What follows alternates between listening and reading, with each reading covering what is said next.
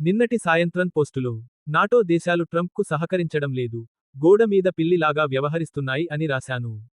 దాన్ని నిజం చేస్తూ ఈరోజు ట్రంప్ బయటపడ్డారు. అదే విషయం మీద ఈరోజు పేపర్లో వచ్చిన వార్త ఇప్పుడు మీరు చూస్తున్నారు. తనకు సహకరించకుండా గోడమీద పిల్లిలాగా వ్యవహరిస్తున్న నాటో దేశాలను తాను గుర్తుపెట్టుకుంటానని పరోక్షంగా ఆ దేశాలకు హెచ్చరిక చేశాడు. నాటో దేశాలు ప్రవర్తన మాత్రం నమ్మకద్రోహం కింద భావించాలి. ట్రంప్ చేస్తున్నది మంచి పని కాదు అని వారికి అనిపిస్తే, ఆ విషయం వారితో ధైర్యంగా చెప్పాలి. నాతో కూటమి ఏర్పడటానికి కారణం, మిత్ర దేశాలన్నీ కలిసి కట్టుగా ఉండటం.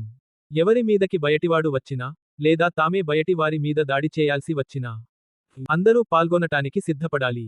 కానీ ప్రస్తుత కష్ట కాలంలో ట్రంప్కు అందరూ నిన్న నేను పెట్టిన పోస్టులో చెప్పిన విధంగానే హ్యాండ్ ఇచ్చారు. మిత్రులారా, దయచేసి సబ్స్క్రైబ్, లైక్, కామెంట్, షేర్ చేయండి.